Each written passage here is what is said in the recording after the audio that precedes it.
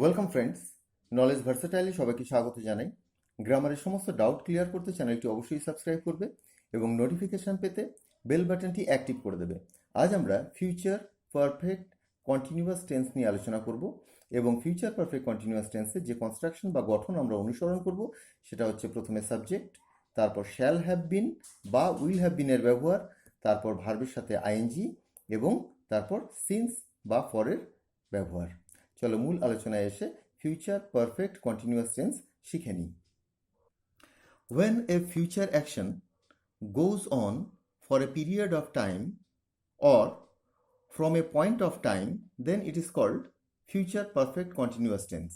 বাংলায় যদি আমরা এই সংজ্ঞাটা দেখি, ভবিষ্যতে কোনো কাজ কোনো নির্দিষ্ট সময় ধরে চলতে থাকবে, কোনো নির্দিষ্ট সময় থেকে চলতে থাকবে বা নির্দিষ্ট সময় ধরে চলতে থাকবে। এই দুটো ব্যাপার লক্ষ্য রাখবে। একটা হচ্ছে ভবিষ্যতে কোনো কাজ চলতে থাকবে, সেটা নির্দিষ্ট সময় থেকে বা নির্দিষ্ট সময় ধরে, এ দুটো এরূপ ক্ষেত্রে বা এরূপ নির্দেশ করতে ফিউচার পারফেক্ট কন্টিনিউয়াস টেন্সের ব্যবহার হয়। তো দুটো ক্ষেত্র পেলাম, যে একটা হচ্ছে ভবিষ্যতে কোনো কাজ একটা নির্দিষ্ট সময় ধরে চলতে থাকবে, আর একটা হচ্ছে ভবিষ্যতে কোনো কাজ একটা নির্দিষ্ট সময় থেকে চলতে থাকবে। আমরা একটা উদাহরণ দেখি। আমি 2 ঘন্টা ধরে পড়তে থাকবো, অর্থাৎ আমার যে ভবিষ্যতের কাজটা চলতে থাকবে সেটা 2 ঘন্টা ধরে, এটা হচ্ছে একটা পিরিয়ড অফ টাইম, সেই সময়টা ধরে চলতে থাকবে। তো এক্ষেত্রে আমরা ফিউচার পারফেক্ট কন্টিনিউয়াস টেন্সের ব্যবহার করব এবং আই শ্যাল হ্যাভ বিন, খেয়াল করে দেখো, I shall have been reading for 2 hours. এই কথাটাকেই যদি আমি বলতাম আমি সকাল থেকে পড়তে থাকবো, তখন থেকে থাকতো, তখন হয়ে যাবে I shall have been reading since morning. তো একটা হচ্ছে ধরে আর একটা হচ্ছে থেকে। তো এটা আমরা পেয়ে গেলাম, ভবিষ্যতে কোনো কাজ একটা নির্দিষ্ট সময় ধরে বা নির্দিষ্ট সময় থেকে যখন চলতে থাকবে তখন আমরা ফিউচার পারফেক্ট কন্টিনিউয়াস টেন্সের ব্যবহার করব। তো এক্ষেত্রে তোমরা বাংলা ক্রিয়া দেখে যে টেন্স বোঝার একটা আমি ব্যবস্থা করি, সেটা এখানটা এরূপ পাবে তোমরা। বাংলা ক্রিয়া, কোনো কাজ করতে থাকবো, হয়তো আমি পড়তে থাকবো, করতে থাকবে, তুমি পড়তে থাকবে, থাকবেন, তিনি কাজ করতে থাকবেন। শুধু এতটুকু বললে হবে না, এর সাথে যেটা অবশ্যই জুড়তে হবে সেটা হচ্ছে ধরে বা থেকে, হয় 2 ঘন্টা ধরে বা সকাল থেকে, এই ব্যাপারটা কিন্তু জুড়তে হবে। যদি তোমরা এই জায়গাটাকে না জুড়ে দাও তবে কিন্তু এটা ফিউচার কন্টিনিউয়াস টেন্সে চলে আসবে। যেমন ধরো, আমি 2 ঘন্টা ধরে পড়তে থাকবো না বলে আমি যদি বলি আমি পড়তে থাকবো, তবে হয়ে যাবে আই শ্যাল বি রিডিং। তারা খেলতে থাকবে, দে উইল বি প্লেয়িং। কিন্তু যদি 2 ঘন্টা ধরে সকাল থেকে বিকেল 4টে থেকে 5 ঘন্টা ধরে এই ধরে বা থেকে থাকে, তবেই তুমি ফিউচার পারফেক্ট কন্টিনিউয়াস টেন্সে আনবে। এবার দেখো এক্সাম্পল দেখো, তিনি সকাল থেকে লিখতে থাকবেন, এখানে দেখো থেকে আছে, তো সিন্সের ব্যবহার করব। হি will have been writing since morning. পেয়ে গেলে এটা দুটো এক্সাম্পল। এবার পয়েন্ট 3তে দেখো এর গঠন। তোমরা যখন বুঝে যাবে যে এটা ফিউচার পারফেক্ট কন্টিনিউয়াস টেন্স রয়েছে, ভবিষ্যতে কোনো কাজ চলতে থাকবে একটা নির্দিষ্ট সময় থেকে বা একটা নির্দিষ্ট সময় ধরে, তখন তোমরা এই কনস্ট্রাকশন বা গঠনটাকে অনুসরণ করবে। তো প্রথমেই সাবজেক্ট অর্থাৎ বাক্যের কর্তাকে বসিয়ে দেবে, তারপর শ্যাল হ্যাভ বিন বা উইল হ্যাভ বিন, অর্থাৎ শ্যাল হ্যাভ বিন বসতে পারবে বা উইল হ্যাভ বিন বসতে পারবে। তারপর ভার্বের সাথে আইএনজি এবং যদি থেকে থাকে তবে সিন্স এবং ধরে থাকলে ফর। এখানে দেখো লিখে দিয়েছি একটা জিনিস, শ্যাল আর উইল ব্যবহারের যে নিয়মটা। সাধারণত আই এবং উইয়ের সাথে আমরা শ্যালের ব্যবহার করি, হি সি এবং অন্যান্য সমস্ত সাবজেক্টের সাথে আমরা উইলের ব্যবহার করি, আর ব্যাপক অর্থে সমস্ত সাবজেক্টের সাথেই আমরা উইলের ব্যবহার করি। এবার আমরা কিছু এক্সাম্পল দেখব। 3 নম্বর এক্সাম্পলটা দেখো, আমি অনেকক্ষণ ধরে পড়তে থাকবো। তো কি হবে, I shall have been reading for long time. তো এখানে আই এর সাথে শ্যাল বসালাম, আবার বলেছি সমস্ত সাবজেক্টের সাথে আমরা উইল বসাতে পারি, তো আই উইল হ্যাভ বিনও বলতে পারতাম, আই উইল হ্যাভ বিন এবং ভার্বের শেষে ING, reading for long time. তারা বিকেল 4টে থেকে খেলতে থাকবে, they will have been playing since 4 PM। এখানে থেকে আছে তাই সিন্স। আমি 2 ঘন্টা ধরে আঁকতে থাকবো, I shall have been drawing for 2 hours. আমি 5 মিনিট ধরে খেলতে থাকবো, I shall have been playing for 5 minutes. আর যদি থেকে থাকে সে তখন থেকে লিখতে থাকবে, he will have been writing since then. এইভাবে তোমরা এই ফিউচার পারফেক্ট কন্টিনিউয়াস টেন্সকে ব্যবহার করবে। এবার দেখো পয়েন্ট 4-এ নেগেটিভ। এখানে তোমাদের সাহায্যকারী ভার্ব রয়েছে শ্যাল হ্যাভ বিন, অর্থাৎ তিনটে রয়েছে। তো তিনটে সাহায্যকারী ভার্ব, এটা নিয়ে কোনো চিন্তার বিষয় নেই। নেগেটিভ করতে গেলে সবসময় প্রথম সাহায্যকারী ভার্বের পরেই তোমরা নটটা বসিয়ে দেবে। অর্থাৎ শ্যাল নট হ্যাভ বিন বা উইল নট হ্যাভ বিন, এবং অন্যান্য নিয়ম যেমন থাকে তেমনই থাকবে। তিনি সারাদিন ধরে কাজ করতে থাকবেন না। তো এটা বুঝতে পারছো, সারাদিন ধরে কোনো কাজ চলতে থাকবে না, তাই এটা ফিউচার পারফেক্ট কন্টিনিউয়াসে চলে আসলো। He will not have been working for all day long. Will not have been working, গঠনটা একই থেকে যাচ্ছে। ছেলেটি সকাল 10টা থেকে কাজ করতে থাকবে না। এবার থেকে আছে, এর আগেরটা ছিল ধরে, সেই জন্য ফর ছিল। এবার থেকে সিন্সের ব্যবহার হবে। The boy will not have been working since 10 AM। আমি বিকেল 4টে থেকে খেলতে থাকবো না। I shall not have been playing since 4 PM। সে তখন থেকে লিখতে থাকবে না।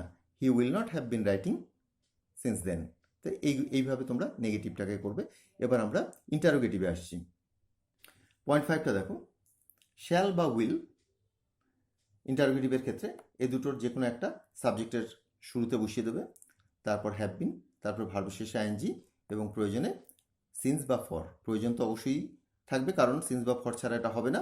সিন্স বা ফর যেটা প্রয়োজন পড়বে সেটা দিয়ে দেবে। শিক্ষক কি 1 ঘন্টা ধরে পড়াতে থাকবে? Will the teacher have been teaching for 1 hour. এখানটা খেয়াল করে দেখো, যেহেতু এটা প্রশ্নবোধক বাক্য, তাই তিনটে সাহায্যকারী ভার্ব উইল হ্যাভ বিন থাকা সত্ত্বেও শুধুমাত্র উইলটাকেই সাবজেক্টের পূর্বে বসাতে হলো, বাকিগুলো সাবজেক্টের পরেই বসে গেল। Will the teacher have been teaching for 1 hour. যদি এটাকে ইন্টারোগেটিভ এবং নেগেটিভ একসাথে করতাম তবে কি হতো? শিক্ষক কি 1 ঘন্টা ধরে পড়াতে থাকবে না। তো এখানে উইলের সাথে নট বসিয়ে এক কথায় ওন্ট বলতে পারো। Won't the teacher have been teaching for 1 hour. আরেকবার বলছি, won't the teacher, won't WON', won't the teacher have been teaching for 1 hour. আর নটটাকে যদি টিচারের পরে বসাও তবে এরকম হবে, will the teacher not have been teaching for 1 hour. তোমরা কি সন্ধ্যা থেকে টিভি দেখতে থাকবে? তোমরা will you have been watching TV since evening, থেকে আছে তাই সিন্স। তোমরা কি সন্ধ্যা থেকে টিভি দেখতে থাকবে না, এখানে না জুড়ে দিলাম, অর্থাৎ ইন্টারোগেটিভ নেগেটিভ। তা আবার won't you have been watching TV since evening, বা will you not have been watching TV since evening. তো তোমরা ইন্টারোগেটিভ এবং ইন্টারোগেটিভ নেগেটিভ দুটোই পেয়ে গেলে। এবার ফিউচার পারফেক্ট কন্টিনিউয়াস টেন্সের আরও একটা ফর্ম রয়েছে, আরও একটি ক্ষেত্রে আমরা এই ফিউচার পারফেক্ট কন্টিনিউয়াস টেন্সের ব্যবহার করি। এবার সেটা নিয়ে আলোচনা করছি। পয়েন্ট 6টা লক্ষ্য করে দেখো, ভবিষ্যতে ঘটা দুটি ঘটনার মধ্যে, ভবিষ্যতে ঘটবে দুটো ঘটনা, তার মধ্যে পূর্বে ঘটা ঘটনাটি যদি অবিরাম চলতে থাকবে নির্দেশ করে তবে সেটি ফিউচার পারফেক্ট কন্টিনিউয়াস টেন্স হয়। অপরটি, অর্থাৎ যেটা পরে ঘটবে, সেটা হচ্ছে প্রেজেন্ট ইনডেফিনিট টেন্স হবে। ফিউচার পারফেক্টেও তোমরা এই নিয়মটা অনেকটাই পেয়েছিলে। ভবিষ্যতে তোমার দুটো ঘটনা ঘটবে এবং দুটোর মধ্যে যেটা আগে ঘটবে সেটা অবিরাম চলতে থাকবে এরূপ নির্দেশ করবে।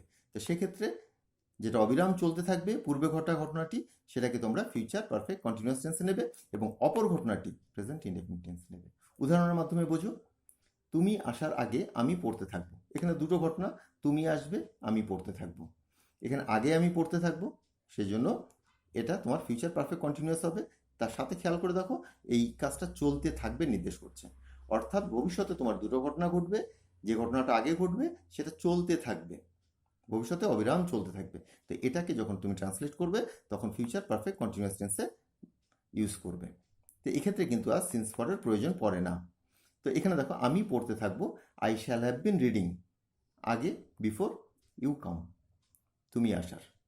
এখানে দেখো ইউ কামটা হচ্ছে প্রেজেন্ট ইনডেফিনিট টেন্স। আমি ডাকার আগে তুমি কি ঘুমাতে থাকবে? এবার দেখো, একবার আমি ডাকবো আর তুমি ঘুমাতে থাকবে। তো আগে তুমি কি ঘুমোতে থাকবে, এই জায়গাটাতেই তোমার প্রশ্নটা রয়েছে। পরে আমি ডাকবো, তো এটাকেই তোমার ইন্টারোগেটিভ করতে হবে। দেখো, এটা জিজ্ঞাসা চিহ্ন রয়েছে। কিভাবে করবে? ইতিমধ্যেই করেছে। Will you have been sleeping before I call, I কলটা প্রেজেন্ট ইনডেফিনিট, আর এই জায়গাটা রয়েছে ফিউচার পারফেক্ট কন্টিনিউয়াস টেন্স। 11 নম্বর এক্সাম্পলটা দেখো, শিক্ষক বলার আগে ছাত্ররা লিখতে থাকবে না। এটা হচ্ছে দেখো নেগেটিভ সেন্টেন্স।